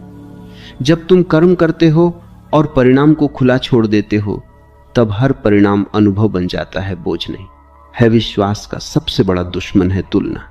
उसके साथ ऐसा क्यों नहीं हुआ, मेरे साथ ही क्यों? जीवन किसी से तुलना नहीं करता, सिर्फ तुम्हें तुम्हारी राह पर धकेलता है और हर राह अलग है। तुम्हें जिस चोट से सीखना है वह दूसरे को शायद कभी न मिले, और जो उसे मिला वह तुम्हारे लिए बेकार होता। इसलिए तुलना सिर्फ दुख बढ़ाती है, समझ नहीं। विश्वास एकांत में खिलता है। जब तुम भीड़ की आवाज से थोड़ा हटकर अपने भीतर की धीमी आवाज सुनते हो तब तुम्हें एहसास होता है सब कुछ नियंत्रण में नहीं, फिर भी सब कुछ अराजक भी नहीं। एक अदृश्य व्यवस्था काम कर रही है जो तुम्हारी समझ से बड़ी है। तुम उस व्यवस्था को नाम दे सकते हो या बिना नाम के भी महसूस कर सकते हो। नाम से फर्क नहीं पड़ता, अनुभव से पड़ता है। अभी अपने जीवन की किसी एक परेशानी को याद करो जिस बात ने तुम्हारी नींद छीन ली है। अब कल्पना करो 5 साल बाद तुम पीछे मुड़कर देख रहे हो। क्या पता वही घटना तुम्हें वहां ले जाए जहां तुम अभी कल्पना भी नहीं कर सकते। जीवन की विडंबना यही है, जब तुम बीच में होते हो सब गड़बड़ लगता है, अंत में जाकर समझ आता है धागे कितने सुंदर ढंग से जुड़े थे। विश्वास उस समझ से पहले जीने की कला है। घबराहट अंधेरे कमरे में खड़े होकर चिल्लाने जैसी है। रोशनी क्यों नहीं है? विश्वास धीरे से हाथ बढ़ाकर दीवार टटोलने जैसा है और स्विच मिल जाता है। रोशनी हमेशा से थी, तुम्हारा हाथ बेचैन था। जब तुम जीवन पर भरोसा करना शुरू करते हो, जीवन तुम्हें धीरे धीरे खुद पर भरोसा करना सिखाता है, क्योंकि तब तुम्हें दिखने लगता है तुम सिर्फ परिस्थितियों का शिकार नहीं, चेतना का हिस्सा हो। तुम्हारे भीतर भी वही बुद्धिमत्ता काम कर रही है जो पेड़ को बढ़ाती है, घाव को भरती है, रात को सुबह में बदलती है। विश्वास बाहर से नहीं आता, वह भीतर की उसी बुद्धिमत्ता को पहचानना है। और जैसे जैसे यह पहचान गहरी होती है, घबराहट की पकड़ ढीली पड़ती जाती है। घटनाएं पहले जैसी ही रहती हैं, पर तुम पहले जैसे नहीं रहते। समर्पण शब्द सुनते ही मन घबरा जाता है। उसे लगता है अब सब छिन जाएगा, अब मैं मिट जाऊंगा, अब मेरी कोई पहचान नहीं बचेगी। मन समर्पण को हार समझता है, पर अस्तित्व की भाषा में समर्पण सबसे बड़ी जीत है। तुम अब तक जीवन से लड़ते रहे, परिस्थितियों से, लोगों से, अपने अतीत से, अपने भविष्य से, यहां तक कि खुद से भी। यह लड़ाई इतनी पुरानी हो गई है कि तुम्हें लगता है यही जीना है। लेकिन जरा थकान महसूस करो, भीतर कहीं गहरी थकावट है। यह थकावट काम की नहीं, संघर्ष की है। समर्पण उस थकान को स्वीकार करना है और कहना अब मैं जीवन को चलने दूंगा। यह भागना नहीं है, यह बहना है। तुम नदी को देखो, क्या वह पहाड़ों से लड़ती है? क्या वह रास्ते में आई चट्टानों पर मुकदमा करती है? वह बस रास्ता खोज लेती है, कभी इधर मुड़ जाती है, कभी उधर। बाहर से लगता है नदी हार गई, रास्ता बदल लिया, पर सच में वह समुद्र की ओर ही जा रही है। तुम सीधा रास्ता चाहते हो, जीवन घुमावदार रास्तों से काम करता है। समर्पण का मतलब है मैं दिशा तय नहीं करूंगा पर चलना नहीं छोड़ूंगा। अभी तुम्हारे भीतर बहुत शोर है, इच्छाओं का, डर का, उम्मीदों का, पछतावे का। इस शोर में जीवन की धीमी फुसफुसाहट सुनाई नहीं देती। समर्पण उस शोर को धीरे धीरे शांत होने देना है। तुमने गौर किया, जब तुम बहुत परेशान होते हो और अचानक रो लेते हो, उसके बाद एक हल्कापन आता है। समस्या खत्म नहीं होती पर बोझ थोड़ा उतर जाता है। क्यों? क्योंकि कुछ क्षण के लिए तुमने प्रतिरोध छोड़ा। आंसू समर्पण की पहली भाषा है। समर्पण में तुम जीवन से कहते हो मैं समझता नहीं, पर भरोसा है कि तुम अंधे नहीं हो। मन कहेगा अगर मैं छोड़ दूंगा तो सब बिखर जाएगा, पर सच्चाई उलटी है। तुम कसकर पकड़ते हो इसलिए चीजें टूटती हैं। बहुत कसकर पकड़ा गया फूल मुरझा जाता है। खुली हथेली में रखा फूल देर तक ताजा रहता है। तुम्हारी सबसे बड़ी पीड़ा यह है कि तुम हर चीज को स्थायी बनाना चाहते हो। लोग, रिश्ते, सफलता, शरीर, हालात, समर्पण। यह स्वीकार करना है कि जीवन बदलता है और बदलना उसका स्वभाव है, गलती नहीं। जब बदलाव आता है तुम कहते हो नहीं, ऐसा नहीं होना चाहिए था। यही संघर्ष है। समर्पण कहता है ये हो रहा है, मैं इसके साथ चलूंगा। इसका मतलब यह नहीं कि तुम दर्द महसूस नहीं करोगे। दर्द होगा, लेकिन दर्द के साथ लड़ाई नहीं होगी, और बिना लड़ाई के दर्द पीड़ा नहीं बनता। वह अनुभव बनता है जो तुम्हें गहरा करता है। सोचो, जब तुम्हारी कोई धारणा टूटती है मैं हमेशा सही हूं, यह रिश्ता कभी नहीं टूटेगा, मैं कभी असफल नहीं हो सकता, तो तुम्हें बहुत चोट लगती है। चोट घटना से कम धारणा के टूटने से ज्यादा होती है। समर्पण का मतलब है धारणा से ज्यादा वास्तविकता को महत्व देना। तुम अपने मन की कहानी छोड़कर जीवन की वास्तविक कहानी में प्रवेश करते हो। समर्पण में एक अजीब शांति होती है। बाहर तूफान हो सकता है, पर भीतर एक जगह ऐसी बन जाती है जहां कुछ हिलता नहीं। यह जगह तुम्हारा असली केंद्र है। वहां पहुंचते ही तुम्हें समझ आता है घटनाएं बाहर हो रही हैं, मैं सिर्फ उनका साक्षी हूं। समर्पण तुम्हें पीड़ित से साक्षी बना देता है। जब तुम पीड़ित होते हो हर घटना तुम्हारे खिलाफ लगती है। जब तुम साक्षी होते हो हर घटना एक दृश्य बन जाती है। तुम उसमें शामिल भी होते हो पर डूबते नहीं। एक अभिनेता मंच पर रोता है, चिल्लाता है, मरता भी है, पर भीतर जानता है मैं यह भूमिका निभा रहा हूं। समर्पण तुम्हें जीवन का सजग अभिनेता बना देता है। तुम भूमिका निभाते हो पूरी ईमानदारी से, लेकिन भीतर जानते हो तुम भूमिका नहीं हो। यही समझ घबराहट को घुला देती है। समर्पण का दूसरा पहलू है परिणाम छोड़ देना। तुम प्रयास करो, पर जिद मत करो कि फल वैसा ही हो जैसा तुम चाहते हो। जब तुम जिद छोड़ते हो तुम्हारी ऊर्जा लड़ाई से हटकर जागरूकता में लगने लगती है। तब तुम पहली बार साफ देख पाते हो कि कौन सा दरवाजा बंद हुआ और कौन सी खिड़की चुपचाप खुली थी। समर्पण हार नहीं है। हार तब है जब तुम जीवन से नाराज होकर बंद हो जाते हो। समर्पण में तुम खुले रहते हो, चाहे जो भी हो रहा हो। तुम्हारे भीतर एक गहरी बुद्धिमत्ता है जो तुम्हारे दिमाग से बड़ी है। दिमाग शोर करता है, बुद्धिमत्ता शांत रहती है। समर्पण उस शांति पर भरोसा करना है। जब तुम समर्पित होते हो निर्णय भी अधिक साफ होने लगते, क्योंकि वे डर से नहीं स्पष्टता से आते हैं। तुम भागते नहीं, प्रतिक्रिया नहीं करते, तुम देखते हो, समझते हो और फिर कदम उठाते हो। यही सच्ची स्वतंत्रता है। समर्पण तुम्हें कमजोर नहीं बनाता, बल्कि तुम्हें उस झूठी ताकत से मुक्त करता है जो हमेशा डर के सहारे खड़ी थी। और धीरे धीरे तुम पाते हो जीवन तुम्हारे खिलाफ नहीं था। वह तुम्हें वहां ले जा रहा था जहां तुम्हारी आत्मा फैल सके, जहां तुम सीमित पहचान से बाहर आ सको। समर्पण में तुम कहते हो मैं तैयार हूं, जहां ले चलो मैं सीखूंगा, मैं खुला रहूंगा। मुक्ति कोई पहाड़ की चोटी पर बैठा अनुभव नहीं है।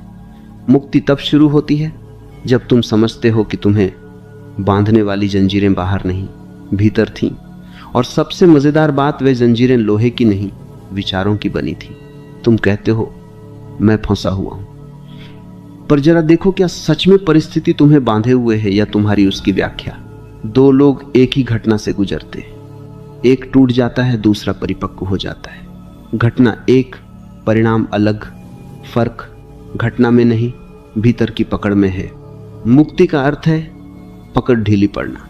तुमने अपने बारे में कई कहानियां बना रखी हैं, मैं ऐसा हूं, मैं वैसा हूं, मेरे साथ हमेशा ऐसा ही होता है, मेरी किस्मत खराब है, लोग मुझे नहीं समझते। ये वाक्य तुम्हारी पहचान बन गए हैं। तुम इन्हें सच मान बैठे हो, लेकिन ये सिर्फ पुराने अनुभवों की जमाधूल है। जब तक तुम इन कहानियों से चिपके हो, तुम हर नई घटना को पुरानी आंखों से देखोगे और वही चक्र चलता रहेगा। मुक्ति का पहला कदम है अपनी कहानी पर शक करना। क्या सच में तुम वही हो जो तुम्हारे साथ हुआ, या तुम वह हो जो उन सब का साक्षी है? एक कमरे की खिड़की सालों बंद रहे तो भीतर अंधेरा भर जाता है। फिर कोई आकर खिड़की खोल दे तो अंधेरा भागता नहीं, बस रोशनी आ जाती है। अंधेरे को बाहर निकालने की जरूरत नहीं पड़ती। मुक्ति भी ऐसी ही है। तुम्हें अपने डर, अपने अतीत, अपनी गलतियों से लड़ना नहीं है, बस जागरूकता की खिड़की खोलनी है। जैसे ही तुम देखना शुरू करते हो, पकड़ ढीली होने लगती है। तुम्हारी घबराहट इसलिए थी क्योंकि तुम हर चीज को मेरा कहकर पकड़े बैठे थे। मेरा रिश्ता, मेरा करियर, मेरी इज्जत, मेरा भविष्य। मेरा शब्द जितना बड़ा होता है, डर उतना गहरा होता है, क्योंकि जिसे तुम मेरा कहते हो उसके खोने का भय हमेशा साथ आता है। मुक्ति मेरा से यह की यात्रा है। यह रिश्ता है, अनुभव करो। यह काम है, पूरी लगन से करो। यह शरीर है, उसकी देखभाल करो। पर भीतर जानो, यह सब तुम्हारे पास है, तुम नहीं हो। यह समझ आते ही एक हल्कापन जन्म लेता है। तुम भागते नहीं, छोड़ते नहीं, लेकिन चिपकते भी नहीं। एक मुट्ठी में रेत कसकर पकड़ो, वह गिर जाएगी। हथेली खोल दो, वह ठहर जाएगी। जीवन भी ऐसा ही है। मुक्ति का मतलब जिम्मेदारी छोड़ना नहीं है, इसका मतलब है बोझ छोड़ना। जिम्मेदारी प्रेम से आती है, बोझ डर से। जब तुम डर से कुछ उठाते हो, वह भारी लगता है। प्रेम से उठाओ, वही चीज सेवा बन जाती है।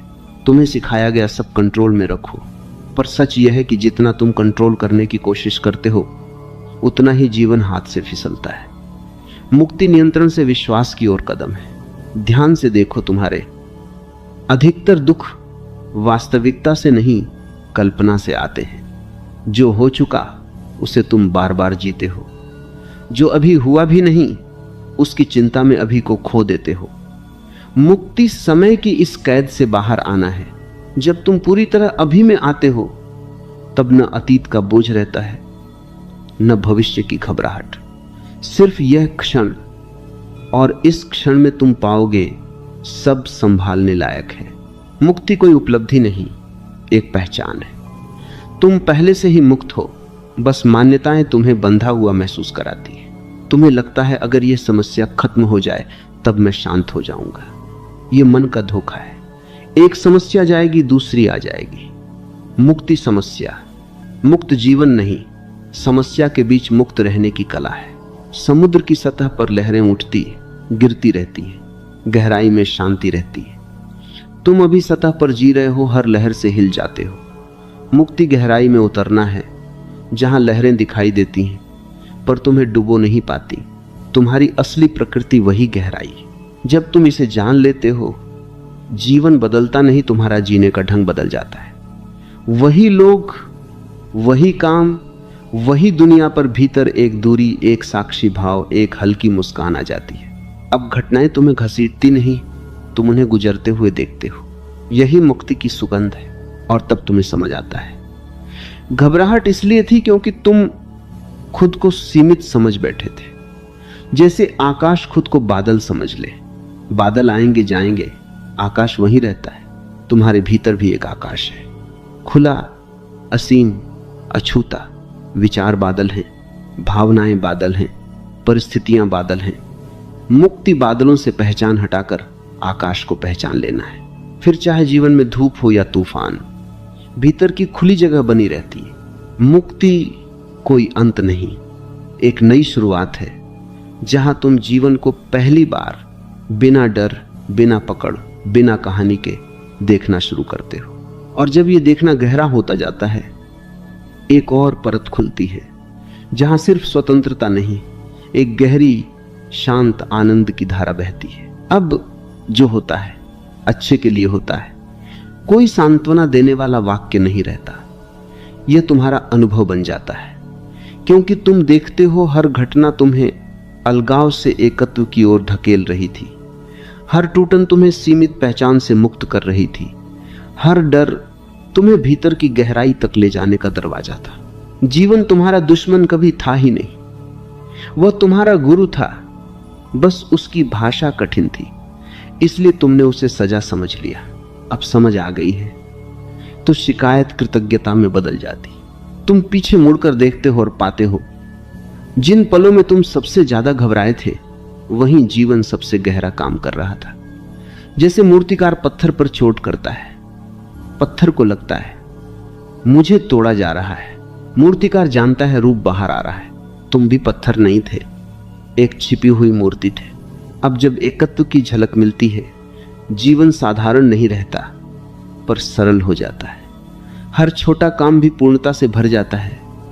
चलना, खाना, बात करना, चुप रहना, क्योंकि अब तुम कहीं पहुंचने के लिए नहीं जी रहे, बल्कि जीने के लिए जी रहे हो। घबराहट भविष्य में रहती थी, एकत्व वर्तमान में है।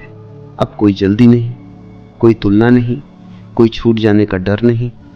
जो सामने है वही पूरा है, और यही इस यात्रा का चक्र पूरा होता है।